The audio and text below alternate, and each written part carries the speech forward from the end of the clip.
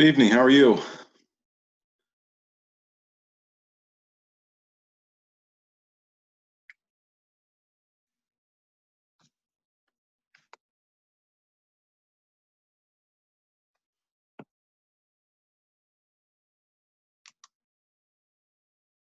Sherry, how are you? I'm good. I'm just getting us logged in for Casey. Yeah, that's what I thought. That's what Brandy said you were joining us, so that's great. Yeah. We're at the beach. I also know that as well, so we're a little jealous, but you guys having good weather down there? Today is blistering hot, yes. Say it's pretty hot here. There's Yeah. thunderstorms rolling through now, but Yeah. yeah, so Okay. Well, he will be here momentarily. sounds good. Looking forward to it. Yeah. We got another person on the beach. So let's see. I am going to mute just for a few minutes. Yep, that's perfect. But able to see yes, the beach. It's like,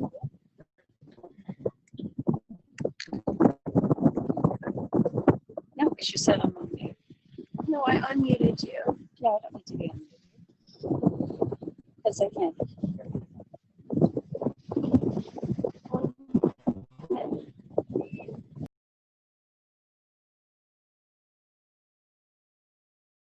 We'll just hang on here for a couple more minutes. I think we got a couple more people joining us, so we'll wait. We'll get started a little past 6:30.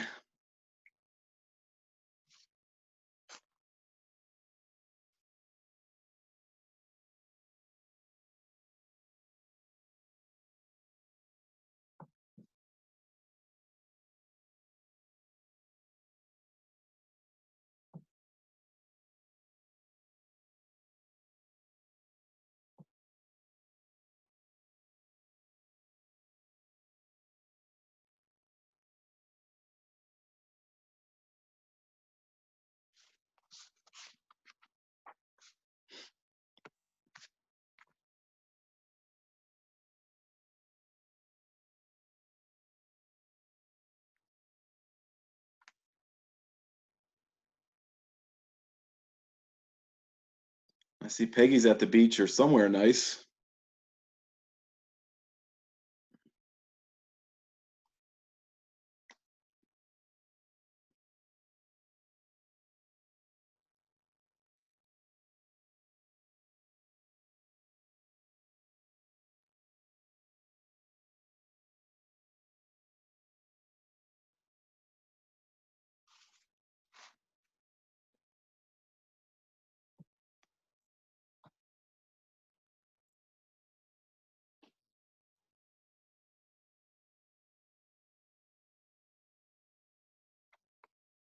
So we'll probably wait another minute or two. There's a couple more people signing on. We'll give them a couple more minutes. If they're not here, we'll get rolling and let them jump in when they get here.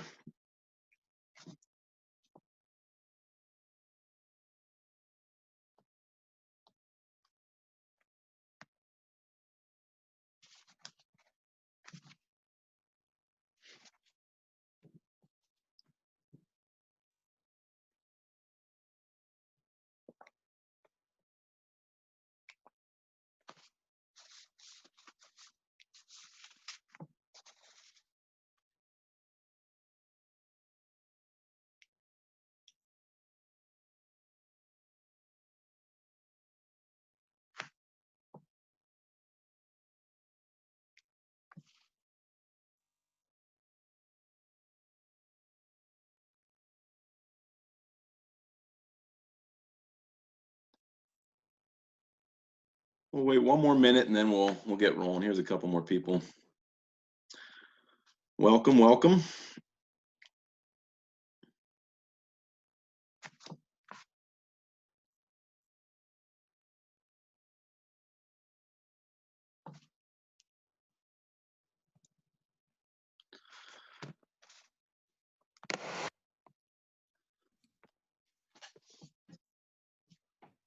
All right, well, it's a little past 6:30, so I think we'll get started here.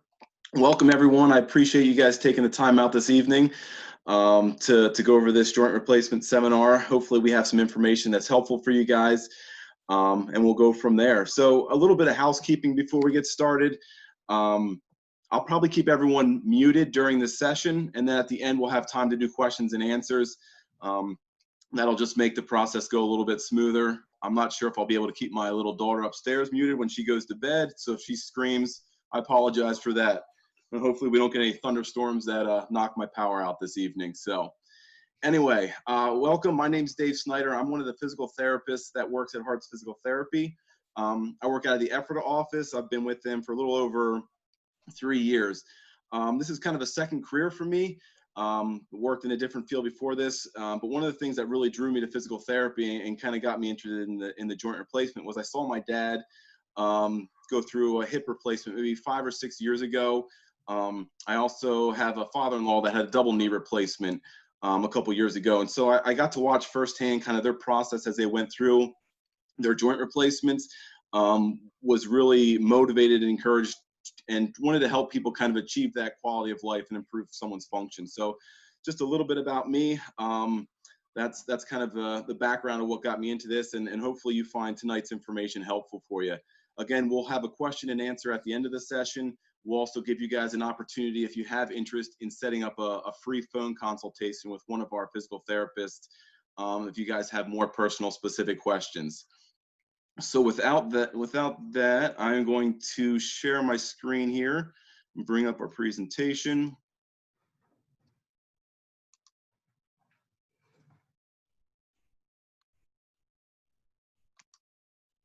Okay, we should be in business. All right, so again, my name is David Snyder. I'm a therapist with Hearts Physical Therapy, working out of the Ephrata office. So talking about the knee and the hip tonight for joint replacements. So I had to include this cartoon. It cracks me up every time I read it. Just something to kind of get you guys to think about laughing during this presentation. So anyway, I hope you guys get a kick out of this. So in some of my research for this presentation, just kind of to see what are the trends were going forward. So this data is from 2017. Over 1.6 million knee and hip replacements were performed, and majority, almost 1 million of those were knee replacements. So the knee replacement is definitely a little bit more common than the hip, and we'll talk about both. But one of the trends that we're seeing is the age seems to be decreasing for patients looking to get a joint replacement. So for the hip, it's down to 65 years old, and then for the knee, that dropped 2 years to 66, kind of being the average age for patients to get a joint replacement.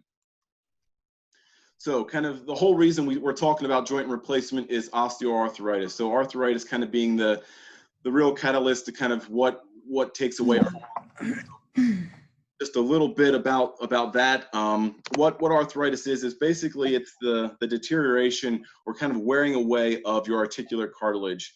Your articular cartilage is the kind of the cushioning or the cartilage that covers the end of your bones, and that helps to do a couple things. It helps to cushion your bones. So you'll hear the phrase bone on bone. That cartilage helps to kind of cushion those bones. So then you have a little bit more cushion, there's less pain.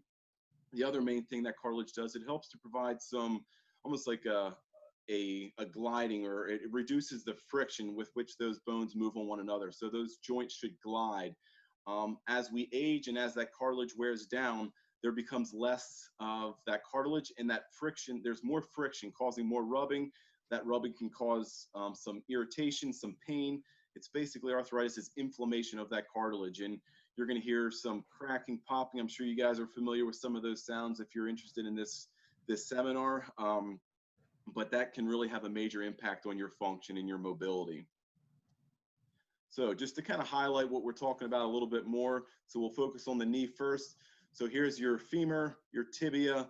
You've got the articular cartilage, what kind of sits on the end of that bone.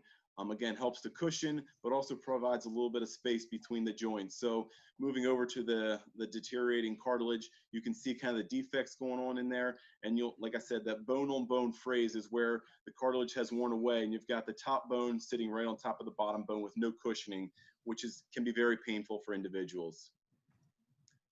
Next, looking at the hip. Same thing, you've got the hip socket with cartilage kind of lining that socket. Again, over time, that cartilage can wear away, and you can get just some defects in that cartilage, and so that friction becomes more and more, becomes more irritated and more painful, specifically with the hip and the knee. So arthritis is becoming more prevalent. It's a huge issue. It affects more than 54 million people in the US. And what it does is it really affects your function. It really affects your quality of life. As I'm sure if you're interested in this, your ability to move, your ability to do the things that you enjoy doing becomes affected because arthritis can really limit your mobility. And so there's a lot of money spent on arthritis. There's a lot of things done to help kind of manage those symptoms. And we're going to talk about what we can do kind of help prevent surgery if that's the end goal, but also kind of things that you can do prior to surgery to help manage those things. So arthritis is a disease, and it's something that needs to be managed. It's not just going to go away. It's not a common thing, and it's something that needs to be addressed. So talking about that, so what treatments do exist? Obviously, we're going to talk about physical therapy, kind of why I'm here tonight. So for physical therapy, the two main things that we're going to do with physical therapy with a knee or a hip replacement is we're going to work on strengthening the muscles around your joint. We obviously can't do anything with the arthritis or the articular cartilage. We can't touch that, but what we can do is we can strengthen the muscles around those joints. So our muscles are giant shock absorbers, and they help to decrease the force or the load that goes through our joints. And so the more we strengthen those muscles, the better off you're going to be. The less load, the less stress is going to go through your joints. And so strengthening is one big thing that we're going to do. The other thing that we do a lot of is flexibility. So working on improving your range of motion of the hip and of the knee. I'm sure if you're suffering from arthritis in either your knee or your hip, you know how stiff you are in the morning. You know how hard it is to walk to the bathroom. Those first couple steps are not fun. If we can help to improve your flexibility, that's going to help kind of improve the motion of that joint. So one of the most common analogies is, let's say you get new carpet in your bedroom. If you would walk in the same spot of that carpet over and over again, so you just go in a small area over and over and over again, you're going to wear that spot out really quickly. The same thing applies to our cartilage. If your range of motion is restricted, if you're tight, if you don't have the flexibility that you should, you're just going to accelerate that deterioration of your cartilage. And so we want to work on kind of improving your flexibility, helping to restore some of your range of motion. A couple other treatments that are out there. So medication, supplements. So cortisone injections are probably one of the most popular ones that you'll see.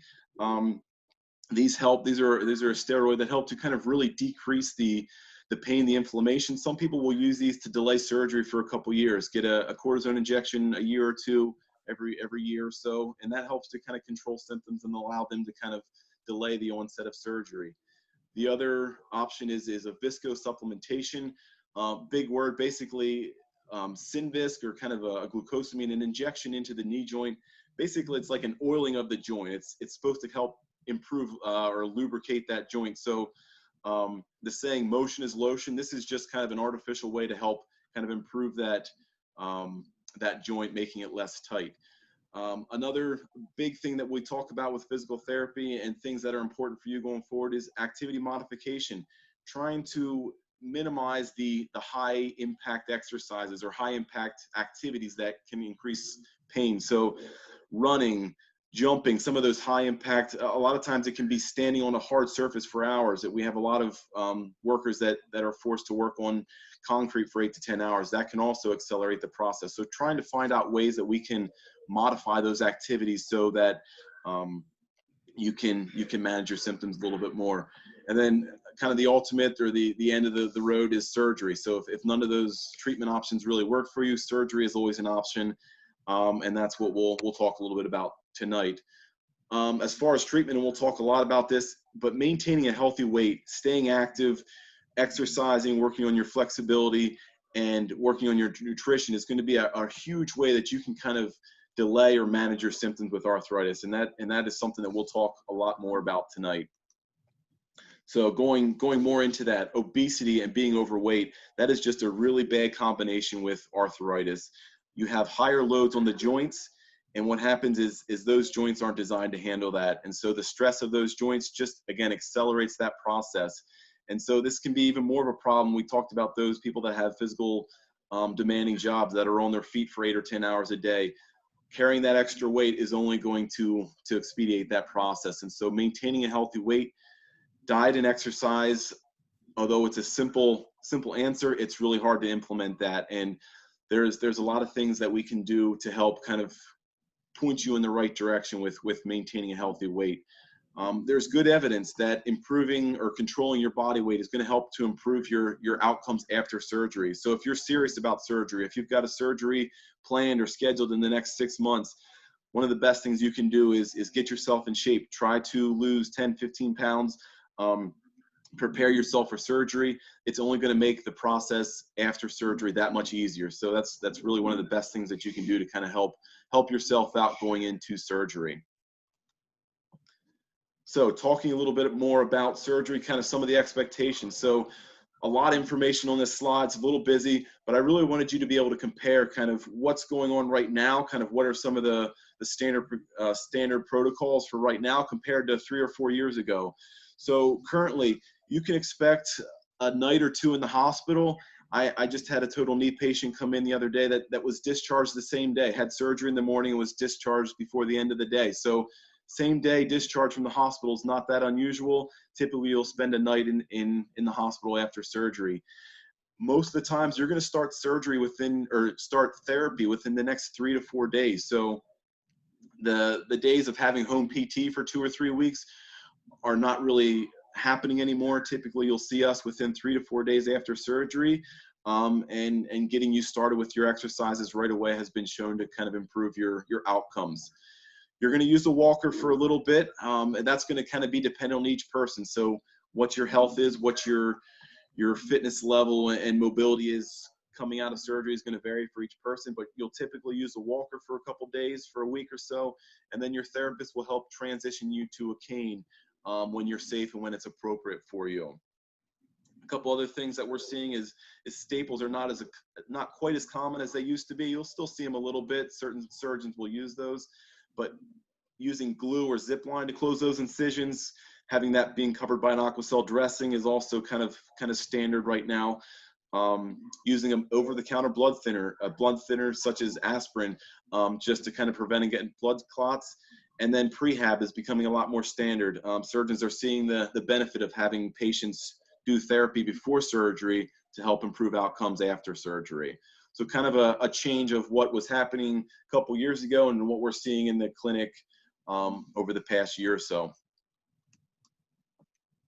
Okay, so you're interested in getting a surgery. Who are you going to go to? Who's the person that you feel comfortable with? And there's a lot of good surgeons in the county. There's a lot of good orthopedic groups out there that have a lot of good surgeons that do a great job.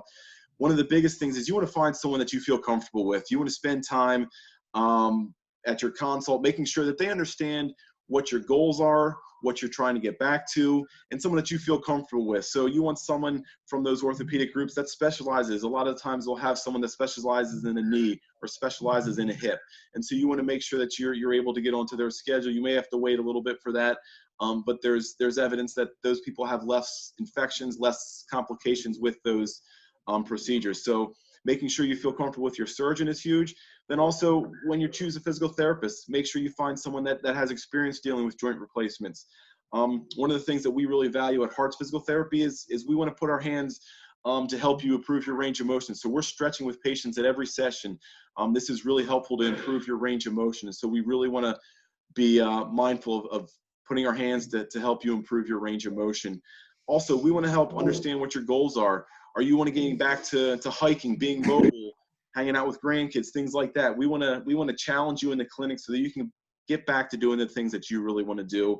And then the other big thing that we can do is we want to communicate with your surgeon. So if there were to be any complications, you want to make sure that your physical therapist has a good relationship with the surgeon so they can communicate quickly and effectively and nip any of those complications in the butt right away.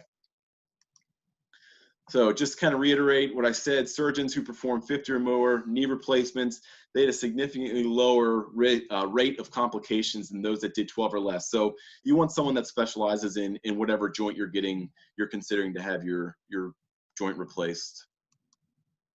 So one of the biggest questions we get is, should I do both knees at the same time? That depends on a couple factors. Number one, it really depends on your surgeon. A lot of times surgeons will kind of make that decision for you. If they don't feel comfortable, they're not going to do it. It also depends on your overall health and your overall fitness level. If you're not very mobile to start with, having two knees done at the same time probably isn't a good idea. You also want to make sure you've got a good support group around you if that's something you're interested in. Having someone that can drive you, help prepare meals, help do errands for you. All those things will kind of help make that decision for you. Yes, it is an option, but it really comes down to each person individually because there's a lot of factors that can go into whether that's the right choice for you or not. All right, so you're getting ready for surgery. What are some things that you can do right now to kind of prepare you for surgery? So we talked about weight loss already. One of the biggest things you can do is keep your weight under control. We also talked a little bit about range of motion. So the more you can improve your range of motion going into surgery, the better it is going to be out of surgery. So it just makes that process a little bit easier. A couple other things is getting your house ready for surgery. So when you come back from post-op and you're getting into the house, trying to set yourself up on the first floor would be a great idea. If you can eliminate stairs or minimize the amount of times you need to use stairs, that's going to be really helpful. Just making sure you have support, having people do some cooking, having people driving you to therapist appointments. All those things will make the process easier. And then also having a conversation, if you're still working, what does return to work look like? Do you have a physically demanding job? You need to be on your feet all day, or do you have a desk job? Having a conversation with your boss so you know what the expectations are going into surgery is going to be really important. So just a little bit more about home setup. Stairs. So again, trying to minimize the amount of time you use stairs. What's your bed situation? What does the bathroom situation look like? Getting a raised toilet seat. Shower bench, putting non-skid shower stickers down is going to be a great way. You want to try to avoid falls at all costs. They're one of the biggest hazards for any joint replacement. Along with the risk of falls is loose rugs, getting rid of any throw rugs for the time being, setting some lighting up. So putting lighting in hallway, putting lighting in bathrooms, just so that you feel comfortable getting to and from the bathroom when you're not quite as mobile. And then practice using a walker. Practice going up and down stairs with the walker. Make sure you feel comfortable so that the first time you use the walker is not the day after surgery, because that's going to be challenging to kind of figure out some of the mechanics with that. All right, so you went for it. You decided to have surgery. You made it through to the other side. So what can you expect? So there's going to be some pain. It's going to be different for every person. Every person responds differently to surgery. Every person responds differently to some of the pain medication that's provided after surgery, but you can anticipate a little bit of pain. Icing is going to be one of the best ways that you can do. Ice and elevate kind of help control that pain. That's also going to help control some of the swelling, and it's going to start kind of the recovery process. There's going to be some stiffness in that joint, swelling in the leg. You're going to be using a walker to get out of the hospital. You can expect some significant bruising. Again, this is pretty different for each person, but you can expect a lot of bruising on the affected limb. Like I talked about, you're going to be in the hospital for a day or two, and then you're going to get ready for physical therapy and kind of start the rehab process. So what's my knee going to look like after surgery? So you're probably not going to be able to model for a couple days. You're going to have to put your modeling career on hold for a couple days. It's not going to be pretty, but it will heal. It will recover. Our bodies are amazing at recovering, so you will heal, but it's not pretty. You shouldn't be alarmed at this. This is probably a little bit more severe, but your limb can definitely look like this after a knee replacement. It'll take a couple weeks to kind of completely to return to looking normal, but it will return to looking like a normal knee or a normal hip. But it can be a little frightening when you see it for the first time after surgery. So what's it going to look like on the inside? We'll start with the knee. So again, you've got your femur with the implant kind of placed into that femur, and then below you've got your tibia with the implant placed into that tibia. So you kind of have a stem holding that in place.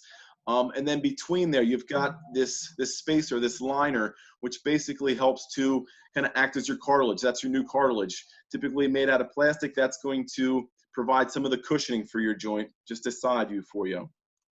So looking at your hip, you've got the stem going into your femur here. This is kind of not a gentle process when they do the replacements, and they're pounding the stem down into your femur here. You've got the ball sitting into the socket. Again, that socket's kind of screwed into the pelvis, and there you've got your liner, again, kind of acting as your cartilage to help provide some cushioning for that joint. So that's what it's going to look like on the inside. if you don't mind a little gore, there's definitely a lot of videos you can watch online before surgery. I probably wouldn't advise that. That might scare you away from doing that. But if you want more detail, there's definitely more detail online as far as looking up what the actual process looks like. Talking a little bit more about the hip, there's different approaches to doing the hip, and those approaches really kind of depend on where the surgery is going to take place. Where's that first incision going to happen? So an anterior just means it's going to happen in the front of the hip, kind of beside the groin. The posterior happen kind of in the back on the glute or the butt, and the lateral just kind of means on the side. And again, that's just kind of where those Lateral. are made. And really that comes down, those approaches come down to what the surgeon feels comfortable with. A lot of times what their experience, what their expertise, they're going to kind of make that decision. And again, that's kind of a conversation to have with your surgeon about what to expect with that. Now, there are different precautions. There's different things that you should avoid after surgery based on an anterior or posterior approach. And we'll talk about those coming up in the next slide or two. So looking at the anterior approach, now this is when the incision's in the front of the leg. Some of the big things you want to avoid are moving that leg backwards. So kind of kicking your heel backward. That puts a lot of stress on that incision on the front of your hip. And so you want to avoid that motion. Also, making sure you don't cross your legs. So if you're a side sleeper, laying in bed with a pillow or two between your legs, so you keep your legs kind of nice and evenly aligned. And then also not letting your leg roll outwards or crossing your body. Those are all things that your surgeon will talk with you about, but also that your therapist will talk with you about at your first visit. But these are just some things that you want to be mindful of based on your approach. Switching gears to a posterior approach, again, when the incision's in the back, you want to avoid bending your hip past 90 degrees. So not bending over to pick something up off the floor is probably the biggest no-no with that. And then not crossing your legs and not kind of rotating your foot inwards. All those put you at a higher risk for dislocation, specifically with the hip replacement. So what are some other concerns post-op? Blood clots are always a concern. That's why you're taking the over-the-counter blood thinner. Again, usually that's aspirin for a month or so.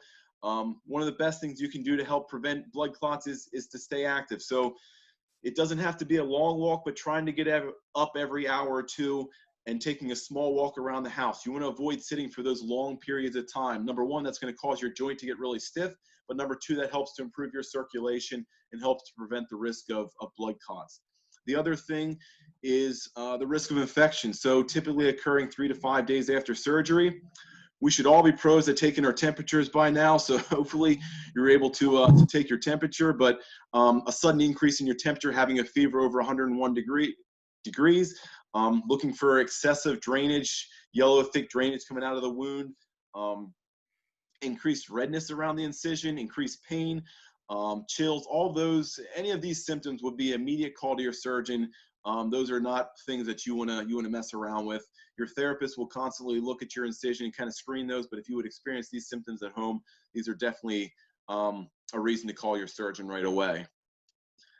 So we talked a little bit about getting around after surgery, but typically right after surgery, you're going to be using a walker for the first couple days, first week or so. Again, practice using your walker. Make sure you have a walker before surgery. Make sure you're comfortable getting in and out of your house, getting in and out of your car, and getting up and down stairs, because these are all motions you're going to have to do. It's more challenging when you're in a lot of pain, you're not feeling the best, to practice that and really understand what they're doing, especially at the hospital. They're going to train you with that. A lot of times you're not feeling great because you're still under the effects of some of the pain meds that you're on. So practicing a couple days before surgery to make sure you feel comfortable is going to be really helpful. And then your physical therapist is going to help you transition to a cane when you're ready. So again, that's going to be a different timeline for every patient, but you're going to transition to a single point cane when you're safe and when you're able to. We want to do that as soon as possible, but we also want to make sure that you stay safe is the most important thing. So a couple other tips. So when you're using the walker, you don't want to lift the walker up. You want to slide it. So you're not picking the walker up. You're just kind of sliding it across the floor in front of you. And then you don't want to reach out in front of you. You want to have that walker kind of nice and you're right in between the walker. So you're not reaching forward. you can also just measure the door frames of your house. If you live in an old home that's got narrow bath doors or narrow doorways, you want to make sure that you measure those door frames just to ensure that your walker is going to fit. There is a way to kind of switch the wheels in between or inside. A couple other tricks that you can do is get a little basket or a bag that you can hang on your walker. One of the worst things you can do is try to do too many things at one time. So try not to carry your phone and the remote and a couple other things, a glass of water. That's how falls happen. Again, that's one of the biggest hazards after a joint replacement is having a fall. So trying to do too many things, trying to rush, trying to carry things when you're not safe. So putting a bag on your walker is just a little trick that you can do so you don't have to carry things, kind of prop them into the bag. So again, going up and down stairs, this is good to practice beforehand, but the real simple phrase is up with the good, down with the bad. So what that means is if you're going downstairs, the bad leg is going to be the one going to the step below so that your good leg can help support all your body weight. And then vice versa, going up the stairs, your good leg is going to go up to the first step so that you can put all your weight through that good leg and kind of weight bear through that good leg. So up with the good, down with the bad. Again, your therapist will really train you more on this, but this is a simple phrase to kind of help you remember. All right, so you're coming home from the hospital. What to expect? What can you anticipate going forward? So a couple things that we're going to talk about is resting position. So the resting recovery process is huge. We got to give our body time to heal. And so getting yourself into a good resting position is really important. And we're going to talk about what positions are appropriate. Working on restoring your range of motion, getting your quadricep back. So your quadricep is the big muscle above your knee. And that muscle is often kind of shuts down after any major surgery to the leg frequently. And so we want to make sure we get that strength back because that's going to help with walking and getting your strength back. And then finding ways to relax comfortably. So talking about good resting positions. So we're going to talk about sitting, sleeping, lounging, and standing. What are the correct positions for you to be in? Specifically for the knee, you want to make sure you get that knee extended. We're going to try to get our knee extension back as quickly as possible, and I have a couple slides that show that. But one of the biggest common substitutions is letting your leg kind of drift outward so your toes are pointing towards the wall instead of pointing towards the ceiling. That's one of the big no-nos that we're going to talk about. So again, those poor resting positions, laying on your back with your hip rotated outward so your toes point out. Or putting a big pillow or towel underneath your knee. That's also a no-no. Sitting in the recliner with your knee bent, that doesn't help anything. And then again, letting that hip kind of rotate outwards.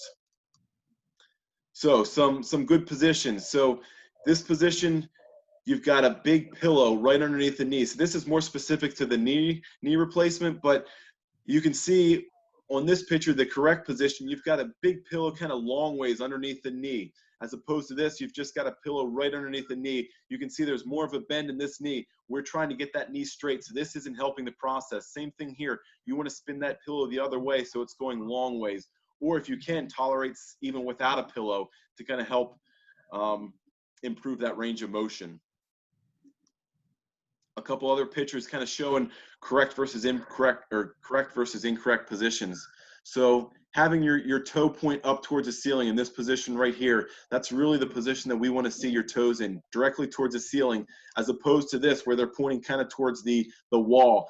This kind of lets you cheat, and it lets the knee stay bent, and we're trying to get that knee straight. That's our most important goal with our range of motion, is getting that knee straight with a knee replacement. So again, toes up towards the ceiling is probably the biggest thing that we want to focus on, not compensating with the side. So in a standing position, same thing. You want to have those toes pointed straight again. They should be pointing the same direction as opposed to having the foot kind of pointing out towards the side. So we talked about position. How can we get that range of motion back? And what I'm going to do is I'll send an email out to everyone after this presentation. It's going to have all these exercises listed, so you can kind of look at those at your own pace, and you'll have these printed out for you. But we will send these out in an email so you have all these exercises when this presentation's over. So just a real quick anatomy. Knee flexion is with the knees bent, so the knee is going to be bent here. That's knee flexion, and then knee extension is with the knee straight. And that's going to be huge to try to get that knee straight. Which is more important?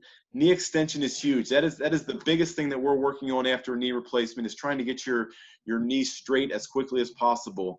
And there's some exercises that I'm going to show you, but it's the further you get away from the surgery date, the harder it is to get that knee extension back. So we really work on trying to get that knee extension back right away. So what can you do? So there's two options, or there's a ton of options, but the two options I have listed here are just doing an ankle prop. So this is an easy one to do, laying on the couch, prop your foot up on the side of the couch, put a pillow or two underneath the ankle, and you're just letting gravity kind of slowly press that knee down towards the floor, towards the table or couch. This isn't always really comfortable. Starting at 3 to 5 minutes might be challenging, but doing this frequently throughout the day is going to be really helpful to help get that knee extension back. Something else you can do, and this is helpful both to get your knee straight, but also to get that quad muscle to contract or to fire, is to push your knee into the table by tightening up your thigh muscle. So again, your quadricep is this muscle right here. Tightening up that quad muscle is going to be helpful to kind of push your knee into the table. That's also a great way to help get that quad to contract, which is going to help kind of with the whole process. So that's extension. Now looking at bending your knee. So how can we do that? So there's a couple ways. Passively, it would be using a towel or a belt and just bringing that heel in towards your butt, just kind of sliding back and forth. This is going to be important for a hip replacement as well. A lot of times with swelling in that knee or swelling in the hip, the whole leg's going to be stiff, and there's going to be some tightness in the joints. And so this will help to restore your range of motion, just gently pulling it in. But then we also want you to do that actively. So without any assistance, just kind of getting those muscles to fire, bringing the heel in. This is a great one to do in bed before you get up in the morning. Just gently slide that heel in towards your butt. You can also do it seated, where you're kind of sitting in a chair and just kind of sliding the heel underneath your chair to work on getting your range of motion back, getting that knee to bend. You want to hold these positions for 10 to 15 seconds at least. The longer you can tolerate, the better off the effect is going to be as far as building your range of motion and restoring your range of motion. So talking about the hip a little bit more. So a great one for your hip is laying on your back, using both hands. If it's hard to get both hands around your knee, you can actually use a towel kind of behind your knee. Just gently pull that knee towards your chest. Again, you do want to be aware of your precautions. So if you had a posterior approach, you really don't want to try to yank that knee up to your chest, but kind of stopping at 90 degrees is generally the rule of thumb for the first week or so. And then also laying on your back, working on that hip abduction, which is where you bring your leg away from your body. So if we cut you in half, we'll call this midline, kind of splitting you in half. Just bringing that leg away from midline is going to be helpful to improve your range of motion. That's a safe exercise to do laying in bed. All of these exercises are going to be helpful. They're going to be tough to do initially, but the more you do, it's going to help to loosen up that joint. Again, one of the things I said was motion is lotion. The more you can get that joint to move, the better off it's going to feel, and the better off you're going to recover is going to be. So we talked about the big muscle above your knee, your quadricep. Just to kind of restate that, your quadricep muscle, doing those quad sets where you're pushing the back of that knee into the table, that's going to help get the leg straight, but also help get that quad muscle to fire. That plays a big role in your walking and kind of feeling stable on your surgically repaired joint. So the more you can get that quad to fire, the sooner the better. That's going to help you recover. And then relaxing. So everyone wants to recover as quick as possible, and it's important to set goals, but you want to make sure those goals are realistic, and you want to be sure that you're flexible with those goals. So being mindful that everyone's going to recover at a different pace. Try not to compare yourself to the other guy that's at physical therapy that just had a knee replacement. You can definitely share war stories, but don't say, hey, he's walking with a cane, I should be walking with a cane now, or why is he ahead of me? Again, age, fitness level, health, all those things go into your recovery process. So set goals, but don't set unrealistic goals, and be flexible with those things.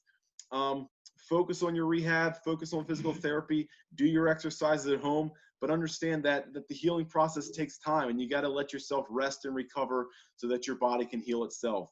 And then probably most importantly is ask for help. Don't try to be a hero. If you need help getting something, if you need help doing things, ask for it. You don't want to baby the joint, but at the same time, you don't want to do things that are unsafe and put you in a compromised position. So if you need help getting to your appointments, if you need help getting food preparation or going to the store to do errands, set up a support group, ask people to help you out. I'm sure there's a lot of people that are going to be willing, and your physical therapist can kind of help find out things that will be helpful for you to arrange with those family and friends. Okay, so you're getting ready. You decided that I didn't scare you away too much. So what can you do preparing for this? So probably the first and most important thing would be to schedule an appointment with a physical therapist. I think we do a great job here at Hearts Physical Therapy, and we would love to help you get ready for your surgery. And so one of the things, this isn't, if you're getting ready for surgery, this isn't you need to come 3 or 4 times a week for the next 8 weeks. We're trying to get you independent with these exercises prior to surgery. So that means maybe coming in for a couple visits for a couple weeks, but then you should be independent. These are things you should be able to do on your own at home to get yourself ready for surgery. We talked about this earlier, but a lot of insurances are approving or covering prehab prior to surgery. So checking with your insurance, say, am I approved for prehab? Is this covered under my plan? That's a great thing to look into. And we have insurance techs that will help you kind of find out what each insurance plan covers if you're having difficulty with that. And then again, just talking about prehab, it has been shown to be effective to improve your function at both 3 months and 6 months after surgery. So I can't emphasize this enough. Trying to do therapy before your surgery is only going to help your recovery process. One of the other things that we'll talk about that Hearts is doing is and this is specifically for knee replacement patients. We're not doing this for hip at this point, but we're working with the University of Delaware to do a study where we're tracking activity. We're giving each patient after a knee replacement, if they're interested, an activity monitor, a pedometer to kind of track their steps. And then we're working with those patients to kind of gradually increase those steps as they're able to, and looking at how those outcomes improve based on the activity that they're doing. There is compensation provided for this, and it's a neat way to kind of be part of a study to help future patients down the road. So it's a neat way to kind of give back after this study. All right, one other thing about choosing a physical therapist, it is your choice to choose who you go to for physical therapy. So there's a lot of great orthopedic groups in the county. A lot of these orthopedic surgeons do have their own physical therapy departments, and oftentimes they will benefit financially from referring you to their physical therapy. So I want to make sure that you understand that you are welcome to go to whoever you choose for physical therapy. It is your choice. Here at Hearts Physical Therapy, we have an excellent relationship with all the orthopedic groups, all the surgeons in the county. And like I said, we would love to help you out with your recovery process.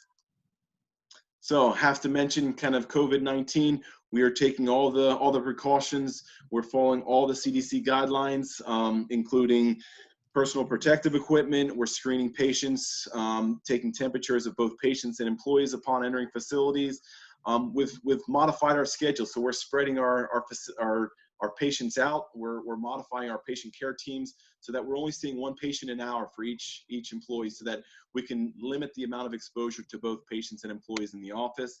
And then our cleaning protocols have been enhanced. We're increasing the frequency and duration of which we're cleaning.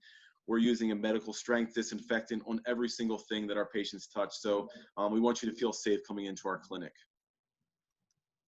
With that being said, that is all I have. I appreciate your attention, and I will stay as long as you guys have questions. I will try to get you guys unmuted here, and we will allow you guys to ask questions. But I appreciate you guys staying. Hopefully you found this informative. And again, if you're interested, please stay online or send me an email. I'll send out an email. You can just respond to that email if you're interested in the free phone consultation. So again, that's all I have tonight. You are welcome to leave at this point. I will try to unmute people, and again, I will stay as long as you have questions for me. So again, you can start to unmute yourselves if you wish, and we'll go from there. I'll start taking questions at this point.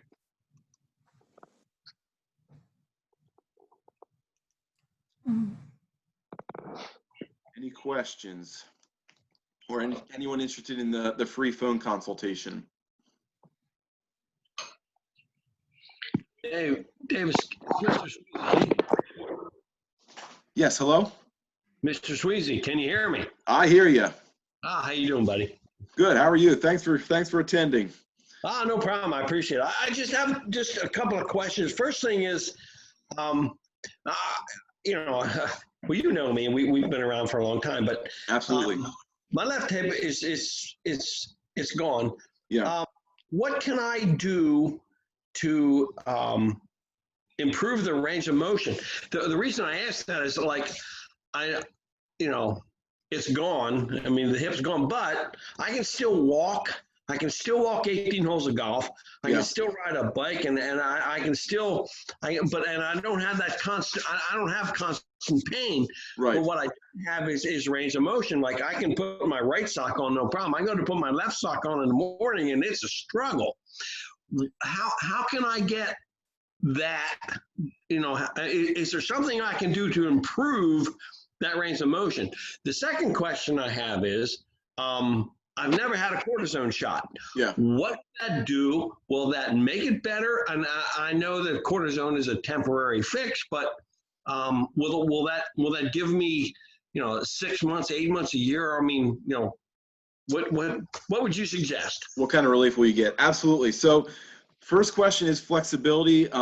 So some of the things you talked about, the bike is a great way to kind of keep that motion. Again, motion is lotion. So riding the bike is a great way to kind of keep that range of motion. But there are some specific stretches, and I can send you an email with some of those stretches after we get off of here. But there's some, you want to work on really stretching the muscles both in the front and the back of that hip. So you talked about kind of being able to get your shoe on and off. That position, that figure 4 position, is often one of the positions that's really limited. And so there's some specific, there's some specific stretches that we can do. I can't demonstrate it for you right now, but we can definitely send you some pictures of those, and some of the exercises that I show will be helpful to kind of work on that. But again, that's maybe setting up an appointment and having a one-time appointment where you go through some of those exercises, get an understanding of what those are, and then you kind of take those and work on it for a month or so and kind of see what the response is to those. Your second question, a cortisone injection, it depends. That's the biggest answer, is it depends. So I have had patients that have had a cortisone injection, and they can get relief for, like you said, up to 6 or 8 months. Sometimes if they get a cortisone injection once a year, they can kind of delay surgery for a year or two. At the same time, I've had patients where they'll get a cortisone injection and they'll get a day of relief, if that. So it really depends. It varies patient to patient how much relief you're going to get. It's definitely it would be a conversation to have with your doctor to see if that would be something you're into. But definitely, usually, and this is my personal opinion, usually you could try one of those before surgery, see what kind of relief you're going to get. If that's not giving you a lot of relief, then surgery is the next step. All right. Well, obviously, I want to do our surgery as long as I can. Yeah. And I don't think I'm there yet. But if you would send the exercise or the stretches to you know who to send them to. I was gonna say, a good physical therapist, so. Yeah. So send them to Brandy, and she can go through me with them. And listen, I appreciate this. This has been very, very informative. Thank you very much. It certainly gives me some clarification on what it is I need to do. And like I said, I know my left hip needs to be replaced, but I'm not quite. I think I can ready lay to jump in yet. Yeah. Yeah, no, I got some time, and that's what I want to know. As long as I can still shoot under 90, I'm good. Yeah. So again, it comes down to quality of life. It depends for each person. Are you able to do the things you do? Is the pain too much, too little? So it's a personal decision. But yeah, no, I appreciate you attending tonight. All right, thank you, Dave. You have a great day. Enjoy the sun and sand. Oh yeah, buddy. Any other questions?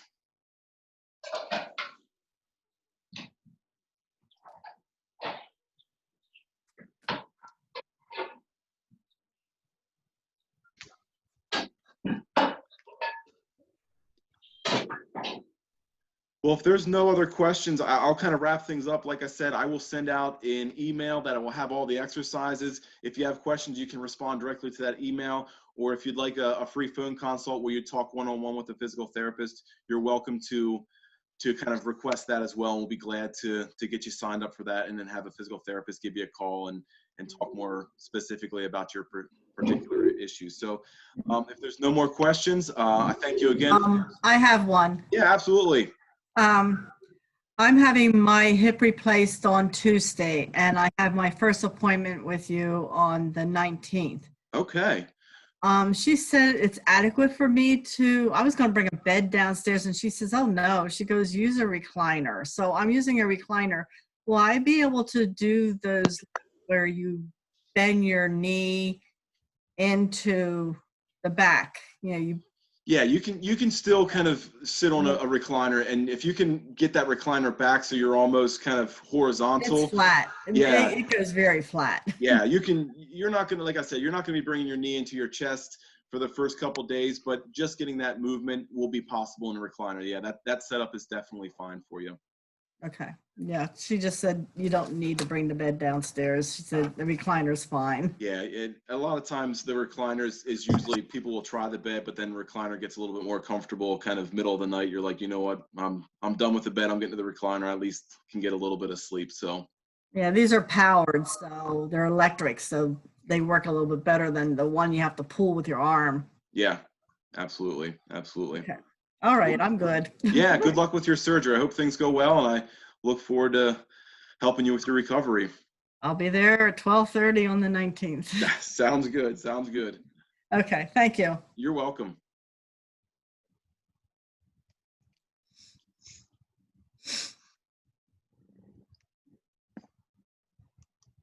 Well, again, if we don't have any other questions, I'm going to end the meeting here. I'll send the email out, and we'll go from there. Thanks again, and have a good night, everyone. Thank you, Dave. Yep, we'll see ya.